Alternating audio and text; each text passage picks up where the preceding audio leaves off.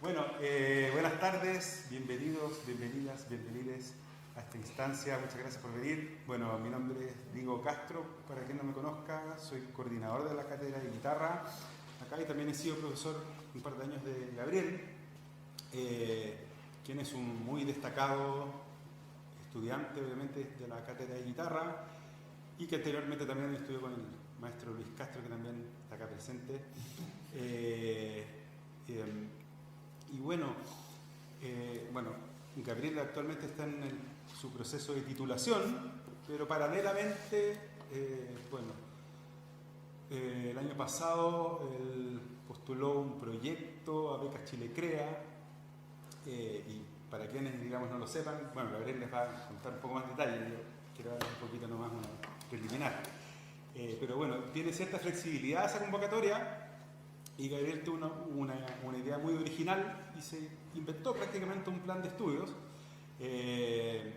orientados a sus intereses que tenían que ver con repertorio de guitarra del siglo XIX, pero particularmente escrita en Latinoamérica por un compositor, Pedro Jiménez, ¿no? Nacido en Bolivia o Perú. En Perú. Perú. Nació en Arequipa. Arequipa, eso. Y bueno, eso es lo que van a apreciar el día, básicamente. Pero lo hizo también desde un enfoque muy holístico, muy completo, formando un equipo de profesores de distintas disciplinas también, del cual también formé parte también, orgullosamente, pero bueno, Gabriel les va a contar más detalles. De todas maneras, claro, la gracia de este proyecto es que, claro, todos los hallazgos, contribuciones, digamos, artísticas y al conocimiento en general, claro, encontramos que el formato ideal para transmitirlo es el de una charla recital, donde obviamente vamos a escuchar la guitarra nueva de Gabriel, por cierto, que viene también estrenando hace poco, para los más guitarristas, digamos, paso ese dato, y bueno, y todo lo que significó la investigación que hizo, que, bueno, tiene varias aristas puramente teóricas, pero también un importante componente de aplicación, ¿no? en lo puramente artístico. Entonces, nada, pues, sin más, dejo con ustedes a Gabriel Oñate.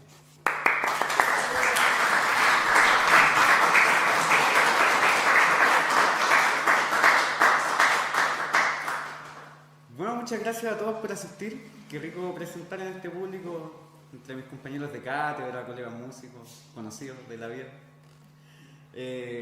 Como comentaba el Diego, yo voy a presentarles sobre las obras para guitarra de Pedro Jiménez, que es el personaje que está ahí representado.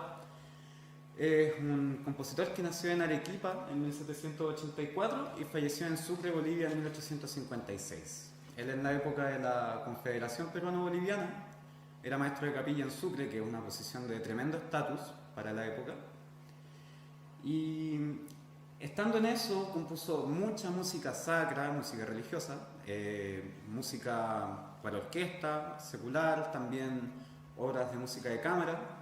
De eso, algunas grabaciones comerciales han surgido respecto de sus cuartetos de cuerda.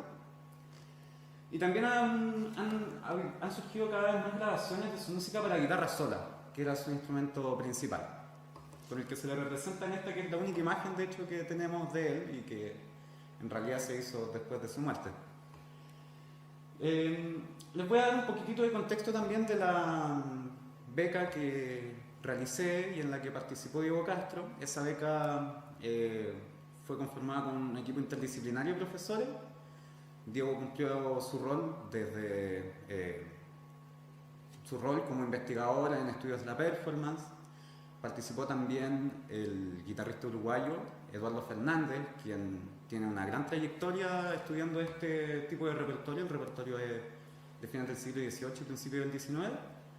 Y participó también el musicólogo José Manuel Izquierdo, que es quien ha realizado la mayor cantidad de información que disponemos hasta ahora de este compositor. Para comenzar quiero presentarles en breve dos piezas. Les voy a presentar un minueto de una colección de 100 minuetos que compuso Jiménez y que publicó en París en 1830. Se lo voy a presentar sin repeticiones, un estímulo inicial para abrir la conversación. Y después de esto voy a presentar otra obra que se llama Vals en estilo americano. De eso voy a presentar un fragmento de la primera parte. Y esa es una obra muy distinta y que está en un manuscrito que escribió Jiménez a finales de su vida, en que recopiló muchas de sus piezas para guitarra.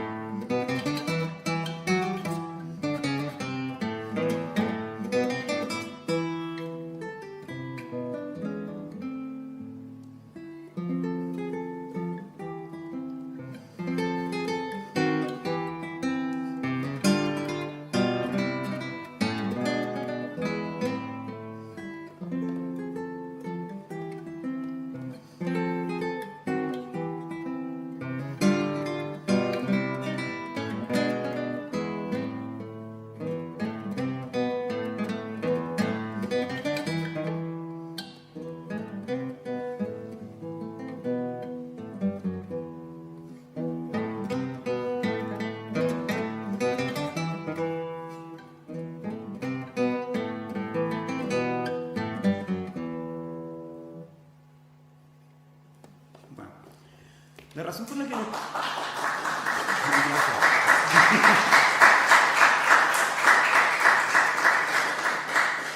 La razón por la que seleccioné estas dos piezas es porque quiero responder en esta charla qué es lo que hace que una de estas obras suene en estilo americano mientras que la otra suene en estilo europeo. Y para eso les voy a hablar primero de qué son las cosas que tienen en común Jiménez con otros compositores europeos del periodo, y después voy a hablar de qué es lo que podríamos decir que es propiamente andino en esta música. Les quiero presentar una grabación comercial de un cuarteto del compositor austriaco Ignaz Joseph Pleyel, un cuarteto para flauta y cuerdas.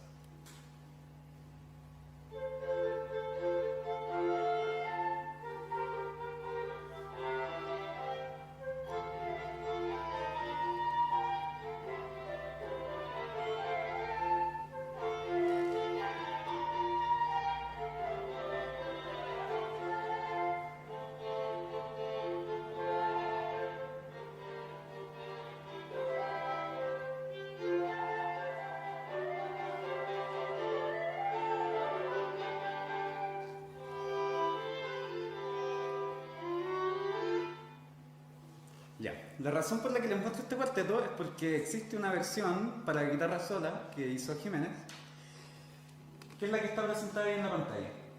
Esta versión para guitarra sola fue identificada por José Manuel Izquierdo y la menciona en la página 87 de su tesis doctoral, en que plantea algo muy interesante, que es que Jiménez en esta versión dialoga con Pleyel, en tanto modifica algunos de los ornamentos que tiene la pieza, añade algunas líneas, mientras que elimina otras, y se los quiero presentar. Eso.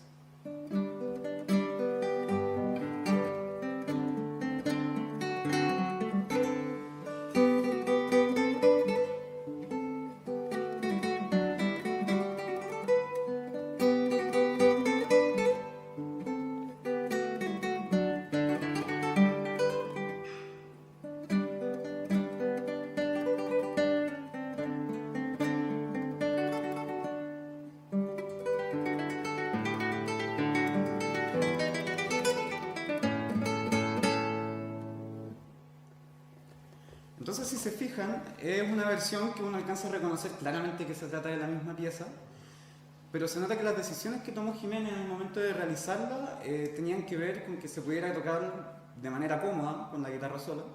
De hecho, el original está en Fa mayor, el de Pleyel, mientras que el de Jiménez está en Sol mayor, que es una tonalidad mucho más cómoda.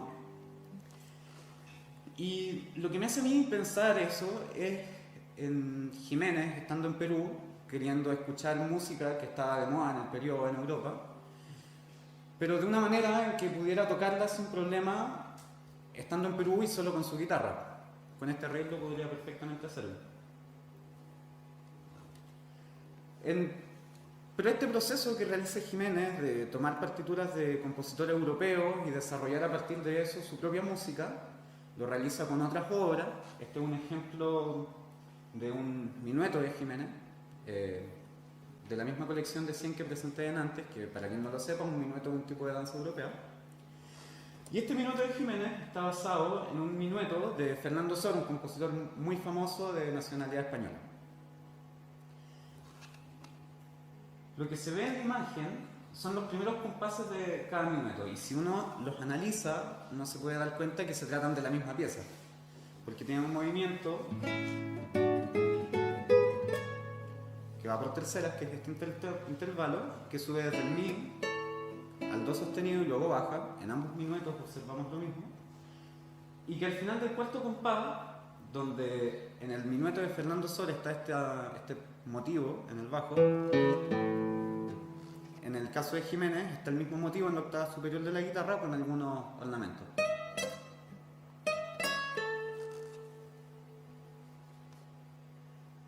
Pero lo interesante, y que es una idea que presentó José Manuel Izquierdo en una conferencia en Arequipa hace un par de años, es que pareciera ser que Jiménez estuviera interpelando directamente a Sor con este minueto, como diciendo que él desde Latinoamérica lo puede hacer mejor que él.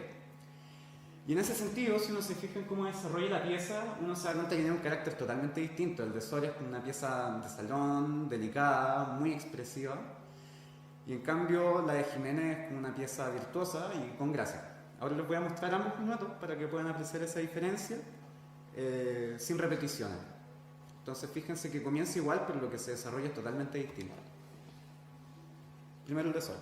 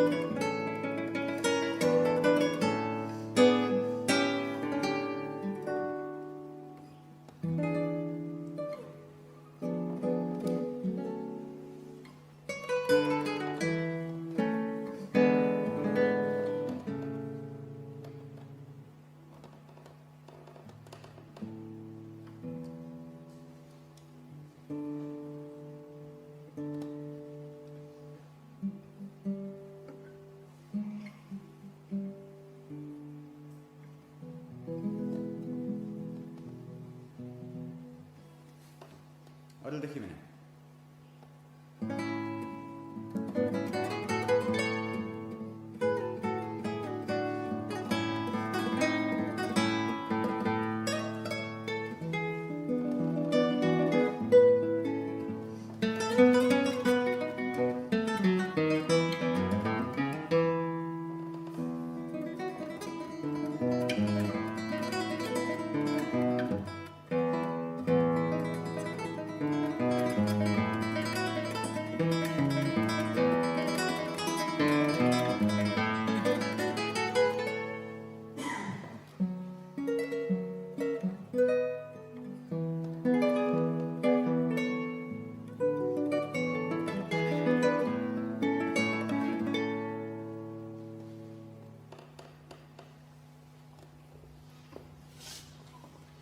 Pero esta influencia de Jiménez, esta idea de estar tomando material de música europea y estar desarrollando a partir de eso sus propias piezas, también se nota en la música que es claramente con una identidad local.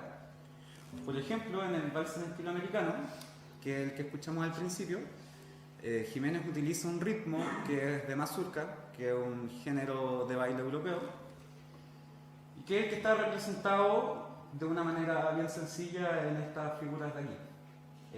En el caso de lo que ocupa Jiménez, se parece harto más a la figura A,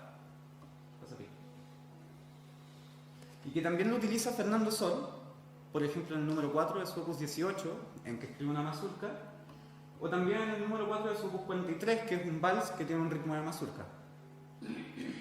Entonces, si se fijaron en la diapositiva anterior, hay un acento que está escrito en el tercer pulso, que es una característica del ritmo de mazurca, que se acentúa el tercer pulso de cada compás. Y uno podría pensar que ese acento en este contexto se podría lograr haciendo una modificación pedagógica, es decir, haciendo una retención en el segundo pulso, y que eso tenga como consecuencia que se acentúe el tercero. Esto aplicado, por ejemplo, a el vals mazurca que está ahí escrito de Fernando Sol, implicaría esta diferencia. En vez de sonar así,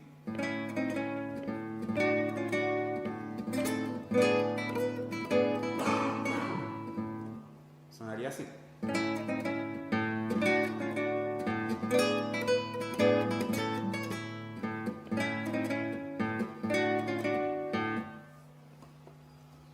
Y eso mismo es lo que en el contexto del curso, con las clases con Eduardo Fernández, decidimos realizar en el vals de Pedro Jiménez, que en vez de tocarlo así,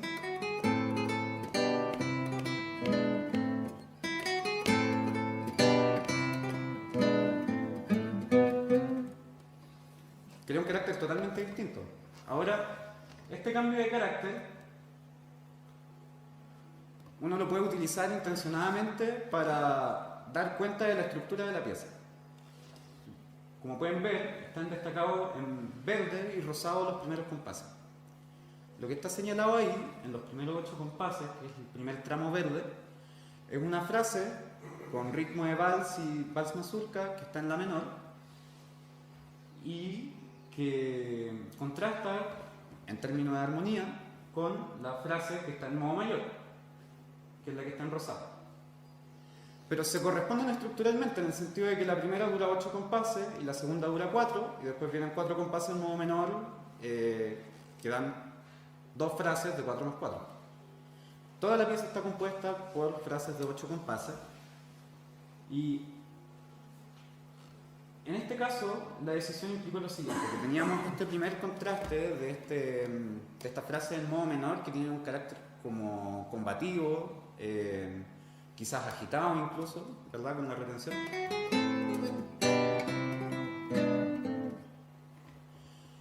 En cambio, la otra frase, que está en modo mayor, si uno no hace esa retención, uno podría intencionar junto con otras diferencias, como tocar con un color distinto o con más vibrato, más legato, etc.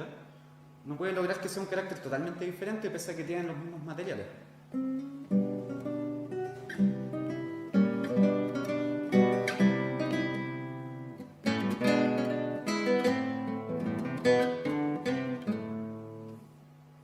Y de esa manera se favorece la percepción de la estructura de esta pieza. Ahora, lo interesante que está destacado en azul es un motivo que no tiene ritmo de vals mazurca y que tampoco tiene acompañamiento, es una melodía sola pentatónica en la menor y que yo denomino octavas andinas.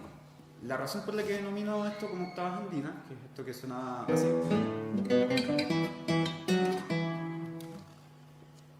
es que el hecho de que sea pentatónico en este contexto y sin el elemento europeo del ritmo de mazurca, quiere decir que esto marca un elemento que tiene una identidad local.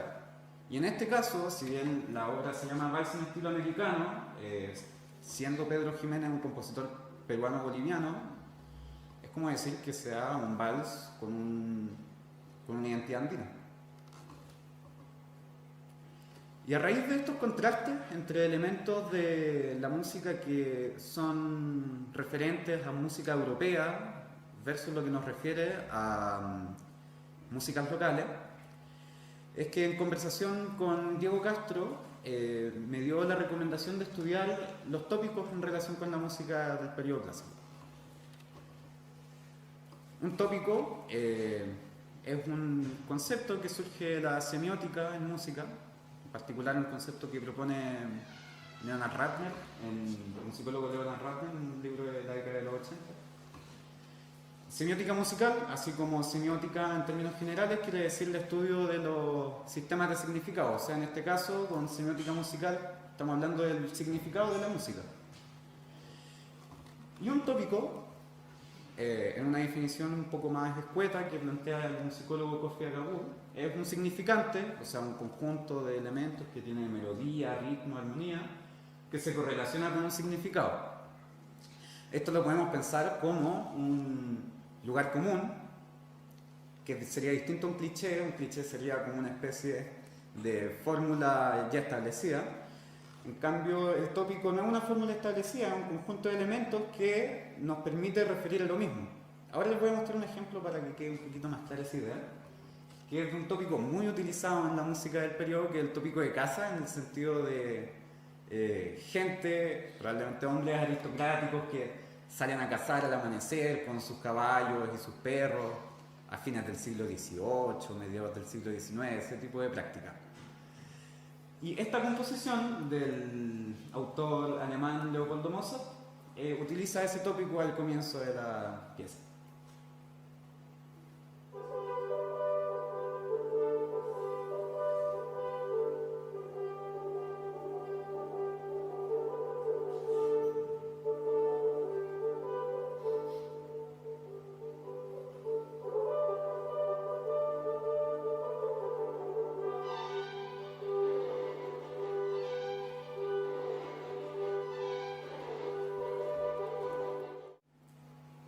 Bueno, en este ejemplo, la parte, el significante, como había mencionado antes, son todas estas características que tiene al principio este instrumento que suena como un cuerno natural, que sería lo que hubieran utilizado al amanecer, al salir a cazar.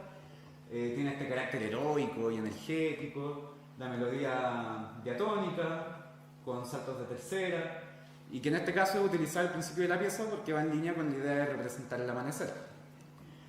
Me imagino que más de alguno se puede imaginar una escena quizás como de monito animado o de alguna película en que en una escena heroica haya salido algo así.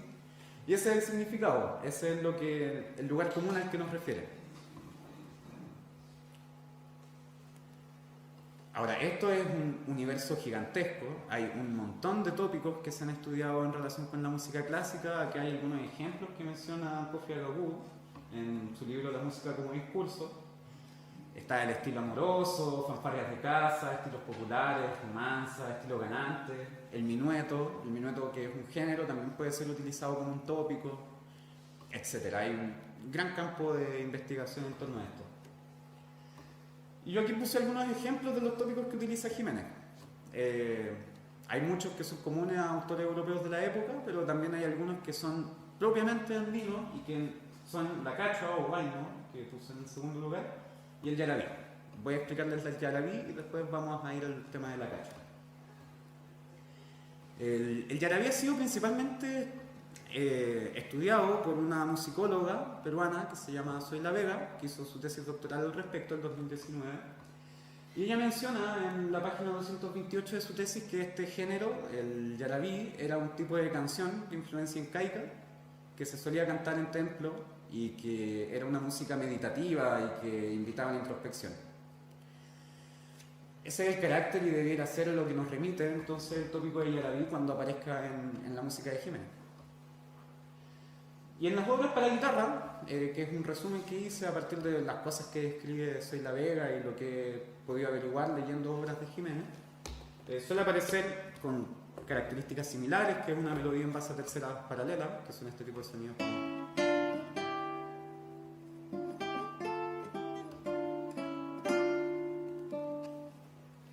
Melodías así. En modo menor.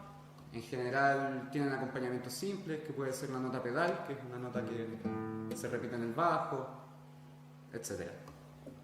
Pero antes de llegar directo al yarabí, quisiera presentarles una grabación que fue muy comentada en el contexto de este curso, tanto con el profesor Diego Castro como con Eduardo Fernández,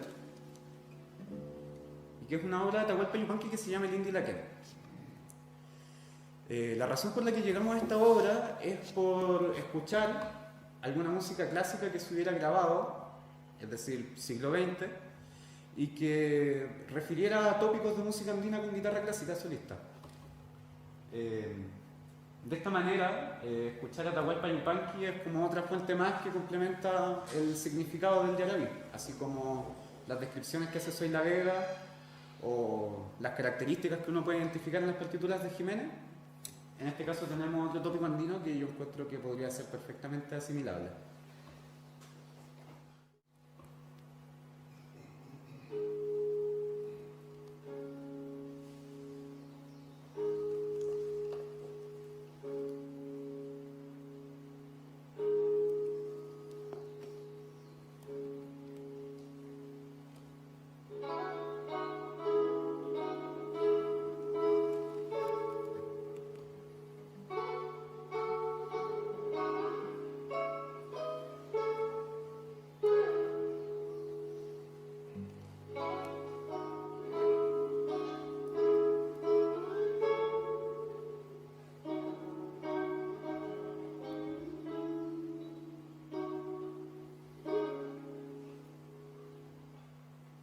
Entonces, si se fijan, la grabación de Yupanqui coincide bastante bien con lo que describía Soy la Vega y las características del yarabí en la partitura de Jiménez.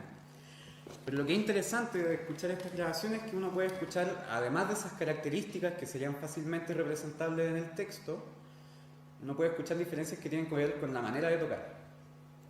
Por ejemplo, Yupanqui, esta melodía con tercera,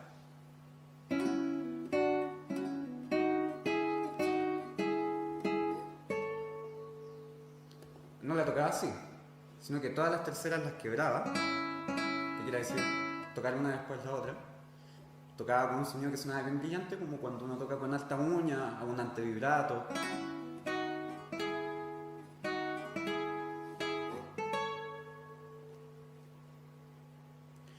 Y esas características que en algún sentido nos recuerdan, nos remiten a la música andina,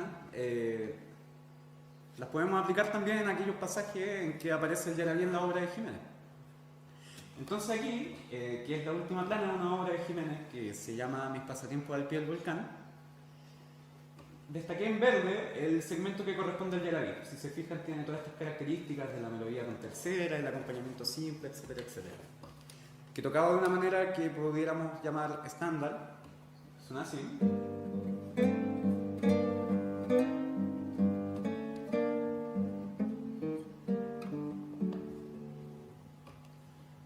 Pero tocado a la Yupanqui, suena así.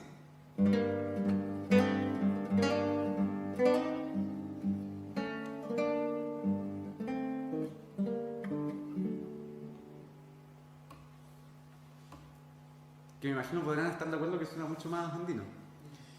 Entonces ahora les voy a presentar este fragmento de Mis pasatiempos al pie del volcán.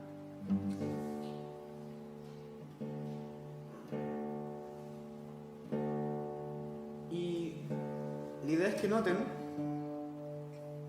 cómo contrasta este tópico de yarabí con lo que viene antes y lo que viene después. Porque lo que está antes es un minueto, como los minuetos que escribía Fernando Sol, etcétera, son música de salón, bailable. Luego viene este yarabí, que es una música meditativa. Y finalmente aparece esto que está en rosado, que en algún sentido recuerda algún tipo de música orquestal italiana o algo por el estilo.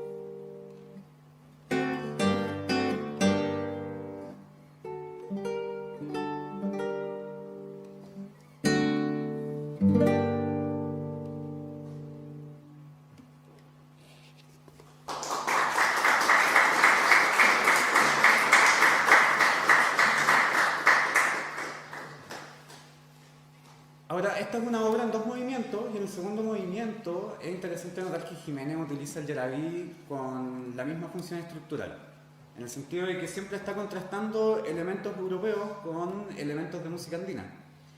Y en este caso, lo que está en rosado, el material que lo compone en algún sentido es súper similar a lo del yarabí, en el sentido de que tiene esta nota pedal que lo acompaña, es una melodía en base a terceras paralelas, etcétera, etcétera. Pero la diferencia radical que tiene es que no es cantable. No es una música cantable introspectiva como el yarabí, sino que suena como algún pasaje bastante habitual en la música del periodo de virtuosismo instrumental. Y eso es porque tiene silencio y un arpegio muy rápido que suena así.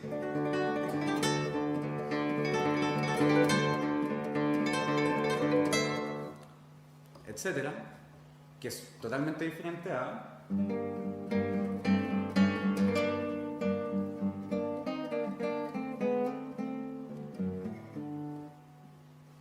que eso sí que es cantable. Pero quisiera, antes de continuar, presentarles un ejemplo del siguiente tópico, la cachua, que es una danza que todavía se baila en Perú. Esta es una grabación reciente de Cajamarca, que es el norte de Perú, de gente bailando una cachua en una festividad.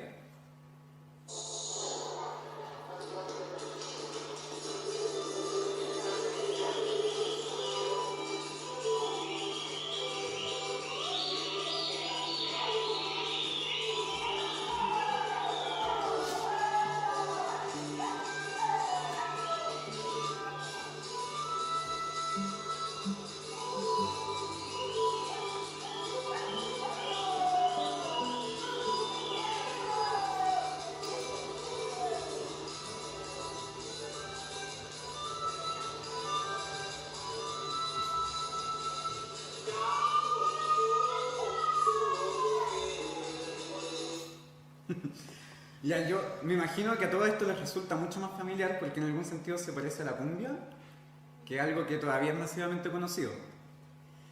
Jiménez utiliza este ritmo de fiesta incluso en obras sacras. Por ejemplo, esto es un análisis que hace Soy la Vega del ritmo de cacho en una obra que se llama La tercera meditación del cuarto día, que definitivamente no es una obra ni para bailar ni para cantar, pero en que se nota que está el ritmo de Cachua, como explica ella, a partir del acompañamiento que hace el violonchelo, ¿sí? Que es la tercera línea de cada figura. Y también me parece súper importante destacar lo que menciona ella, que es que ella introduce este elemento como una oposición o un contraste dentro de la lógica clasicista de composición. Lo que está ahí en el cello suena más o menos así.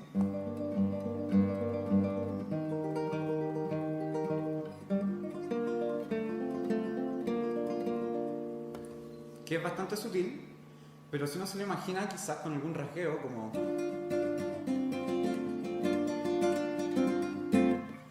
nos puede recordar mucho más fácilmente a la cacho.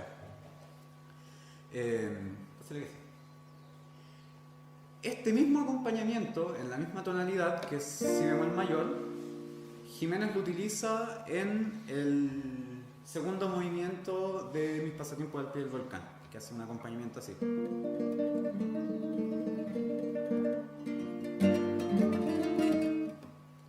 Ese tipo de acompañamiento va con una melodía pentatónica, que suena así.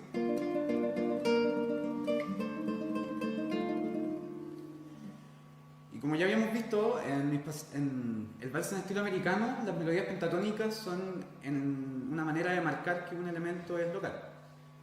Entonces lo que es interesante es que este movimiento es un rondó, que para quien no lo sepa, es una forma de música en que se alterna un tema A con uno B que contrasta y la obra se desarrolla en la medida que se va alternando A con B con algunas variaciones.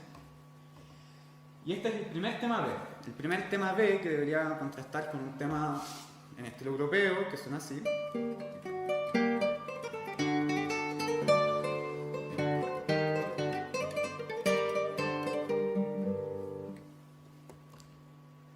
Y lo que yo interpreto de esto, si puedo pasar la siguiente, es que lo utiliza como para marcar sin ninguna duda que los temas B de este rondó son cachos. Porque después el siguiente tema B está en otra tonalidad, ya no está en si bemol mayor, sino que está en sol mayor, y tampoco tiene una melodía pentatónica, por lo que podría ser en algún sentido confundible con algún género del salón europeo. Esto que está ahí destacado en verde, yo creo que debería ser una segunda cachua. Si uno la toca como si fuera una música delicada del salón, quizás podría sonar así.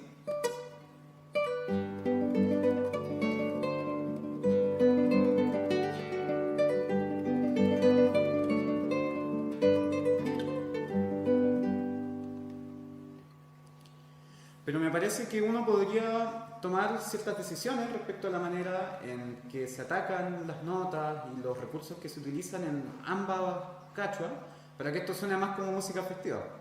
Por ejemplo, el primero, uno podría tomarle un ritmo un poquito más rápido, como si fuera una cumbia de las que nosotros escuchamos hoy en día. También uno podría agregar unas achacaturas, estos ornamentos, como un acento en el primer tiempo para que suene menos delicado. Y podría sonar así, con un color distinto, también un poco más brillante, así como las grabaciones de Yupanqui que vimos delante.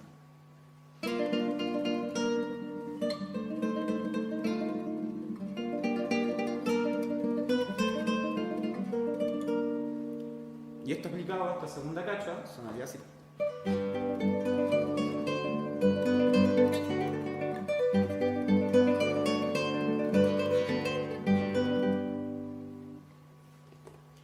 Entonces ahora les quiero presentar un segmento de esto que es la mitad, la parte central del segundo movimiento de Mis pasatiempos al pie del volcán, para que puedan ver estos contrastes también que estructuran la música entre elementos europeos y elementos andinos.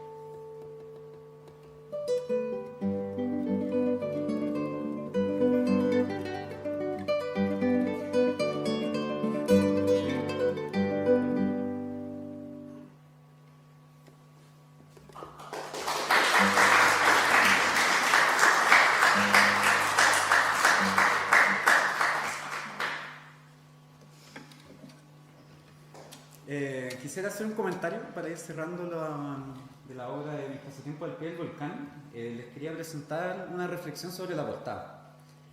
Esa es la portada de la partitura, como se publicó en la época. Y si se fijan, dice: Mis pasatiempos al pie del volcán, andante y rondó, inéditos, compuestos para guitarra según el gusto peruano, por Pedro Jiménez.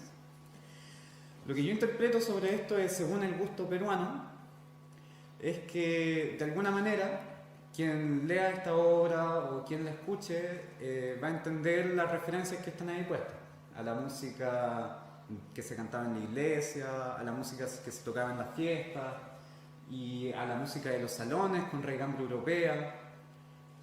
Yo creo que a eso refiere el título.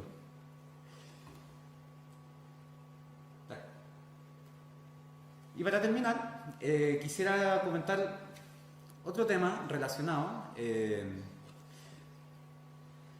No lo mencioné explícitamente, pero lo que estaba haciendo en esta presentación es, en el fondo, establecer nexo entre el análisis musical, el análisis de las obras y la interpretación,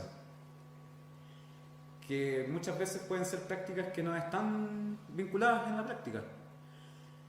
Pero la idea es, con esto, con la información histórica que mencioné respecto a la investigación de Vega y de Izquierdo, con el análisis de las performances, de las grabaciones que tenemos de música andina y de música clásica de la época, podemos, a partir del análisis de eso, nutrir nuestra interpretación.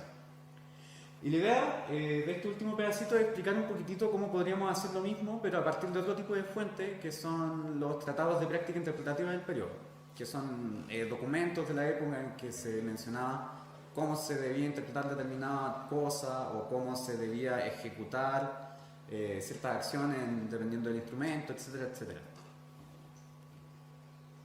Ok, entonces esta es una reflexión que realiza Eduardo Fernández, el profesor uruguayo que participó en el curso, en un artículo que se llama Lo mismo no es lo mismo, y que habla de cómo, si uno se pone a leer estos tratados de la época, uno comienza a notar que lo que te están tratando de decir con lo que escribieron no es lo mismo que lo que uno tiende a entender con ese mismo tipo de escritura. Y que en la medida que uno toma conciencia de que hay una distancia entre lo que ellos te están tratando de decir y lo que uno tiende a entender, uno puede encontrar nuevas posibilidades en la interpretación de la música. Entonces les traigo un ejemplo en que esto se puede notar a partir de un concepto que presenta Fernando Sor, el guitarrista español que conocía a Jiménez, al menos en partitura.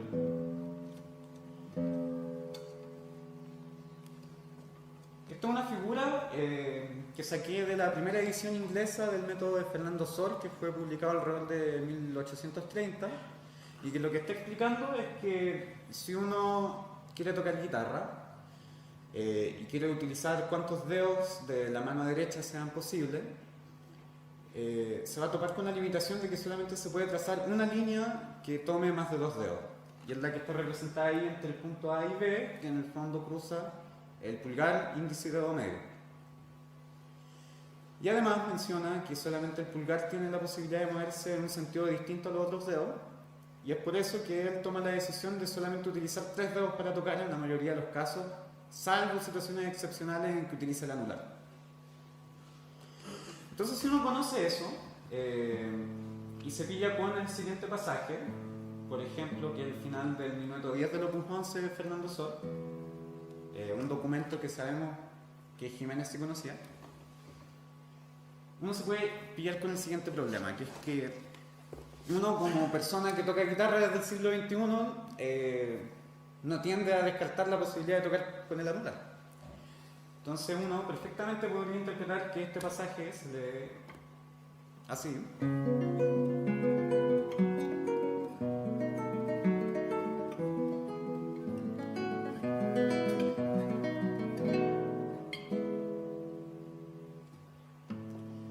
Pero en cambio resulta muy distinto cuando uno lo toca con 3 dedos, porque al principio de cada compás, en el primer tiempo,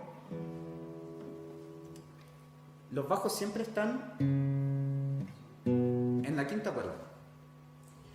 Entonces hay una distancia que tiene que recorrer, si uno lo toca con 3 dedos, el pulgar, de la quinta cuerda a la tercera, y eso produce naturalmente una pequeña retención en la primera nota y un acento, que suena así.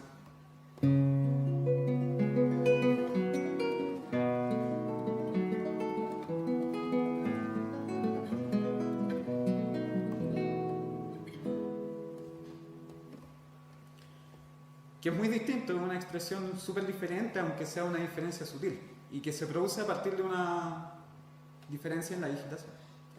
Y estas mismas ideas uno las puede tomar para ejecutar la música de Jiménez.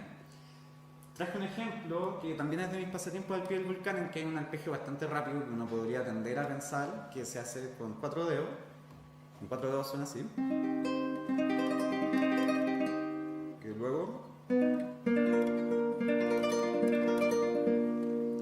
Pero si uno lo hace deslizando el pulgar, suena este mismo acento que vimos en el ejemplo de Sol, y además suenan un poquito más ligeras las notas que están entre medio.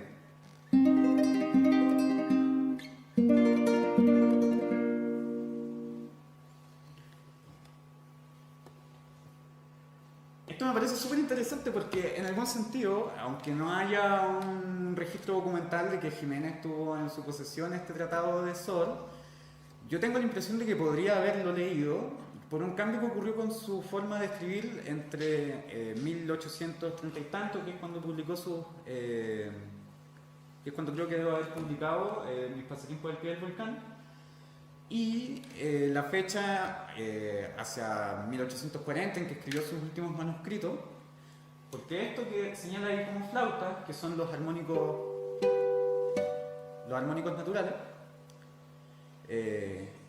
que Sol refiere en las primeras páginas de su tratado que está en algún sentido errado llamarle flautas, porque las flautas no suenan de esa manera, pero que menciona Sol que es una práctica común entre guitarristas españoles llamarle flautas a esos sonidos, pero que él más bien le llama armónicos, y escribe armónicos con H.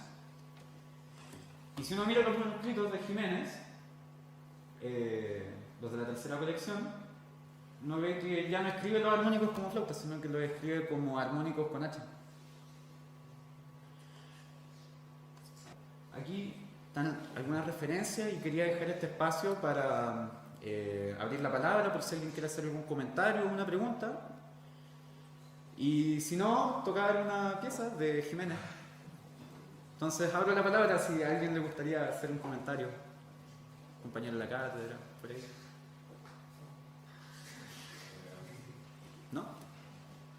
Quizás después de la audición entonces a alguien se le ocurre una pregunta.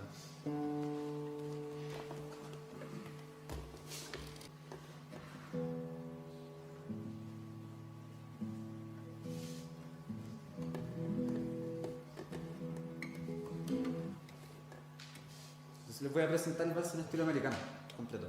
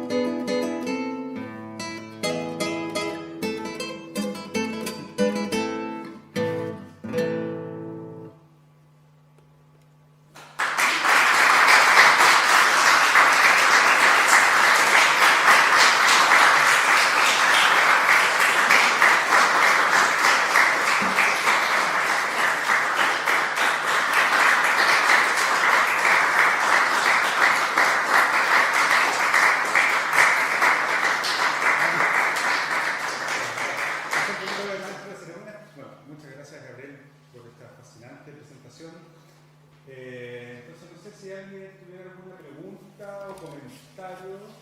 Yo tenía una, pero primero... Antonio. Sí, quería preguntarte por cómo ha sido el proceso para descubrir las partituras de Pedro Jiménez, si siempre fue como reconocida o se ha ido descubriendo en el último tiempo. Es como que se han ido descubriendo de a poco. Hay una primera publicación que es de Octavio Santa Cruz, que es esteta y guitarrista peruano, y que me parece que fue en los 90 que publicó un libro que se llamaba Manuscrito de Vihuela de 1830, y que se supone que es un manuscrito no publicado y sin ninguna intención de publicar de Jiménez, en que estaban sus minuetos y otras obras que podría ser que las copió de alguien más, como en esta práctica habitual de la época de estar anotando las obras que te encontraba. Luego de eso fue que se encontró este baúl en Sucre lleno de partituras, pero el proceso de que se lleguen a conocer ha sido lento porque se hizo una subasta y ahora la obra de Jiménez está, digamos, repartida por muchos lados, entre colecciones privadas, colecciones de bibliotecas nacionales en Perú y Bolivia, y incluso hay obras que tienen solamente una parte, digamos, hay un cello, un dúo para cello y guitarra y solamente está la parte de cello. Si alguien se motiva lo suficiente podría intentar armar lo que podría haber sido la parte de guitarra, entonces está bastante desintegrada la obra. Y si alguno lo quiere estudiar, yo lo que tengo a mano es el manuscrito de la tercera colección, en que hay muchas obras, son como 40 y tantas obras, y tengo la edición que se publicó como el 2017 con los 100 minuetos. La versión de época de los minuetos no la tengo. Así que el tema de qué tanto se va a conocer diría que es bien relativo. Porque hay una obra editada y el resto así como que se podría solicitar, pero no es tan expedito el acceso tampoco. O sea, todavía está empezando. Todavía está empezando, claro, ya un poco más de una década empezando, pero claro, es tanta música que también... Bueno. ¿Y puedo preguntar una cosa? Sí, dale. ¿Y cómo era el reconocimiento de Pedro Jiménez como compositor en la época? Porque, claro, era maestro de capilla. Sí. Pero este tipo de obras para guitarra sola eran reconocidas en la sociedad de la época o era más trabajo de maestro de capilla. No, súper reconocido. De hecho, Jiménez estuvo activo justo en el periodo antes de que en Latinoamérica se empezara a desprestigiar la guitarra. En la tesis del José Manuel Izquierdo se presenta de hecho una fuente de la época, como de un argentino de la década de los 40, que decía como claramente el peor instrumento de todos es la guitarra. Pero claro, si uno saca la cuenta, Jiménez estuvo activo mucho tiempo antes, entonces como que ese cambio se dio cuando Jiménez ya iba en retirada y estaban llegando nuevos géneros, también nuevos instrumentos como el piano. Entonces el prestigio de Jiménez era grande, de hecho tenía un sueldo gigantesco comparado yo creo con cualquier otro músico del continente. Es como que era visto como el músico insigne de la Confederación Peruano-Boliviana, ¿entiendes? Como representante de la identidad nacional, o sea, es mucho prestigio y la guitarra era parte de eso. Juan Cristóbal. Ya que al igual que Agustín Barros, que hace no mucho tiempo, que hoy en día es un compositor muy querido por los guitarristas, que antes no era parte del canon. Entonces quería preguntarte qué tan probable crees tú que este compositor pueda ser integrado al canon de la guitarra clásica, como cuánto tiempo y qué tipo de trabajo se tendría que hacer.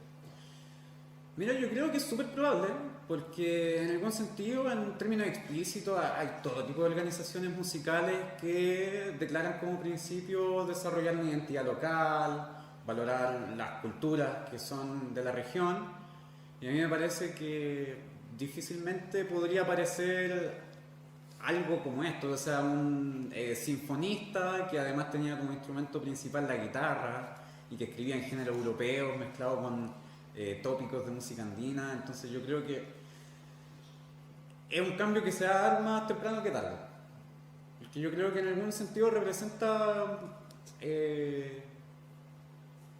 objetivos que se quieren instalar. O sea, además que esta es una música que sirve para aprender todas las cosas que podemos aprender con compositores europeos.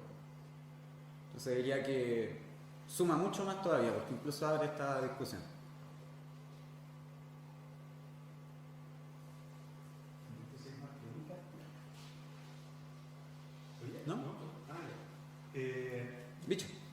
Quería, en verdad, dar las gracias por la presentación y me llamó mucho la atención la manera narrativa en la que presentaste todo.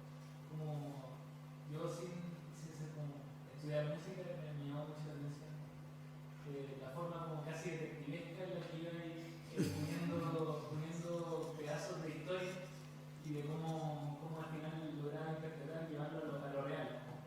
Claro. Esto que puede parecer más simbólico quizás, como llevarlo a una práctica, a un tocar, cómo hacer esto. Me llamó mucho la atención y además cómo lo iban narrando. Me mantuvo muy atento y quería destacar eso. Sí, de hecho eso fue como el gran desafío igual de este perfeccionamiento, o sea, como tener la capacidad como de plantear un discurso como este y relacionarlo con la práctica interpretativa también, no como dos cosas por separado. Y bueno, para los colegas guitarristas también que están aquí, yo creo que es súper buena instancia esto de las becas Chile Crea, por si quieren hacer un perfeccionamiento así, porque en realidad te permite esto, como armar un equipo interdisciplinario que te ayude a realizar la búsqueda que quieres. Tal vez para terminar, yo Sí. también tenía una pregunta, o primero un comentario. Bueno, obviamente felicitarte de nuevo, encuentro que tu trabajo es excelente lo que has desarrollado. Claro, me llama la atención, justamente también, en línea con el último comentario, claro, la relación como bastante incluso lineal que llegaste a producir entre un enfoque analítico, propiamente tal, ¿no? Porque, bueno, obviamente abordar los tópicos en una música tiene que ver con inclusive también su estructura, ¿no? Claro. Bueno, incluso entre semiótica y estructura musical propiamente tal. Y esto cruzado también con datos históricos, ¿no? Entonces, se habla generalmente de una interpretación históricamente informada, pero acá vemos también que se puede sumar además una interpretación analíticamente informada. Y me parece que, claro, todos estos elementos nuevos, incluso esta, no sé, referencia a Atahualpa, Yupanqui, ¿no? Que de repente, ¿qué tiene que ver esto? ¿Sabes? Con música en guitarra clásica del siglo XIX, y vimos que era como más pertinente tal vez que, ¿no? que tal vez otras fuentes. Claro. Y claro, yo creo que un nexo muy concreto a una manera de tocar la guitarra, ¿no? que se aprecia directamente en el sonido, en lo que emana, ¿no? Pero bueno, aparte de ese comentario que me parece que es dentro de lo más notable de todo este trabajo que has logrado, es preguntarte un poco más por las grabaciones de guitarra, de la obra de guitarra de Jiménez que ya existen. Sí. Tal vez todavía un poquito difusa una noción de interpretación históricamente informada de música del siglo XIX para guitarra. O sea, en el sentido de que hay muchas corrientes, digamos, mainstream que comienzan a adoptar o tocar instrumentos de la época, ciertos criterios que están en tratadística de la época o no.